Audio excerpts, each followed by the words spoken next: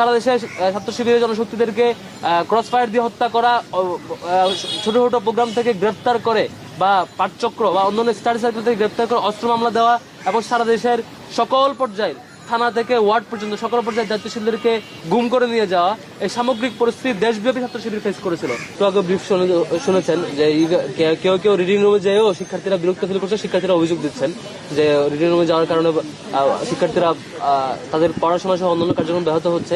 আমি নির্বাচন কমিশনকে অনুরোধ করব এই ধরনের কেউ যদি নীতিমালা ভঙ্গ করে তাদের প্রতি যে ব্যবস্থা নেওয়া দরকার সেটি যাতে নির্বাচন কমিশন ঠিকঠাক ভাবে নেন।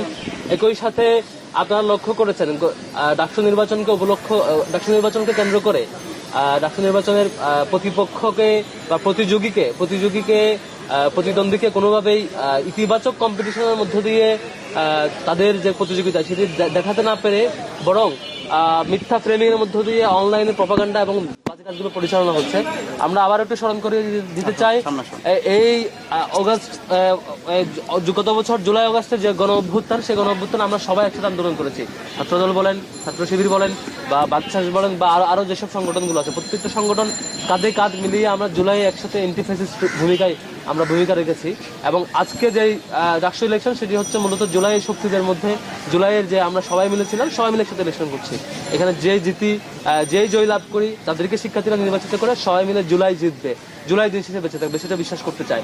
কিন্তু এখন পর্যন্ত যেখানে ছাত্র শিবির সংগঠন হিসাবে সারা দেশে দেশব্যাপী 2010-11 সালের পর থেকে আওয়ামী লীগ যখন থেকে ফেসিবাদ হয়ে ওঠার চেষ্টা করছিল তত্ত্বাবধায়ক সরকার বিলুপ্তের মধ্য দিয়ে, তখন থেকে ছাত্র শিবির দেশব্যাপী তার আন্দোলন পরিচালনা করতে যে শত শত শিক্ষার্থীকে ক্রস ফায়ারের মুখোমুখি হতে হয়েছে, শত শত শিক্ষার্থীকে দিন দুপুরে ক্রস ফায়ার দিয়ে হত্যা করেছে সারা দেশে।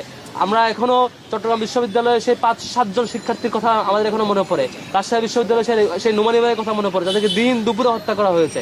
এভাবে সারা দেশে ছাত্র শিবিরের জনশক্তিদেরকে ক্রস ফায়ার দিয়ে হত্যা করা, ছোট ছোট প্রোগ্রাম থেকে গ্রেফতার করে বা পাঠচক্র বা অন্যান্য স্টাডি সার্কেল থেকে গ্রেফতার করে অস্ত্র মামলা দেওয়া এবং সারা দেশের সকল পর্যায়ের থানা থেকে ওয়ার্ড পর্যন্ত সকল পর্যায়ের দায়িত্বশীলদেরকে গুম করে নিয়ে যাওয়া, এই সামগ্রিক পরিস্থিতি দেশব্যাপী ছাত্র শিবির ফেস করেছিল।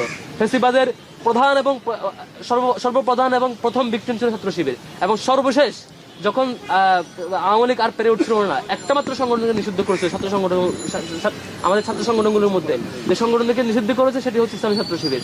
এরপরও যেসব যারা অনলাইনে বিভিন্ন পেজের মধ্যে ছাত্র শিবিরকে প্রপাগান্ডা চালাচ্ছেন, নিশ্চয়ই বিশ্ববিদ্যালয়ের শিক্ষার্থীরা আমরা যে গত 15-16 বছর ধরে দীর্ঘ লড়াইয়ে সবচাইতে বেশি ভিক্টিম হয়েছে, সবচাইতে বেশি জীবন দিতে হয়েছে এবং সবচাইতে বেশি ক্রস ফায়ারের মুখোমুখি হয়েছি, সবগুলো গল্প শিক্ষার্থীরা নিশ্চয় জানবে না। আপনাদেরকে বিনীত অনুরোধ করবো এই বাজে ফ্রেমিং থেকে, মিথ্যা অপপ্রচার থেকে, ইতিহাসকে লুকানোর জায়গা থেকে একটু সরে আসবেন।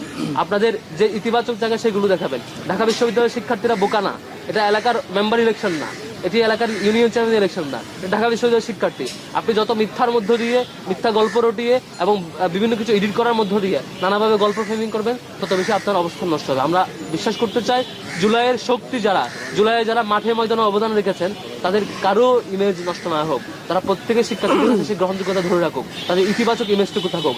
কে জয়ী হবে কে পরাজিত হবে সেটা ইলেকশন পরবর্তী বোঝা যাবে, কিন্তু তার আগ পর্যন্ত কাউকে বিশ্ববিদ্যালয়ের শিক্ষার্থী হিসেবে যে ইমেজে দেখার কথা, যে ভাবমূর্তির মধ্যে দিয়ে দেখার কথা সেটুকু দেখুক বলে আমরা প্রত্যাশা করতে চাই। তাই সকল প্রতিযোগী ভাইদেরকে, আমাদের বন্ধু সংগঠনের ভাইদেরকে অনুরোধ করবো ছাত্র শিবিরের ব্যাপারে এবং অন্যান্য প্রতিযোগীর ব্যাপারে যে ধরনের ফ্রেমিং করা হচ্ছে, যে ধরনের আজেবাজে ভিডিও এডিট করা হচ্ছে, এগুলো থেকে দূরে থাকবার অনুরোধ করবো। সর্বশেষ গতকালকে রাতেও আমাদের 2 জন প্রার্থীকে নিয়ে এআই দিয়ে বিভিন্ন ভিডিও এডিট করে প্রচার করা হয়েছে।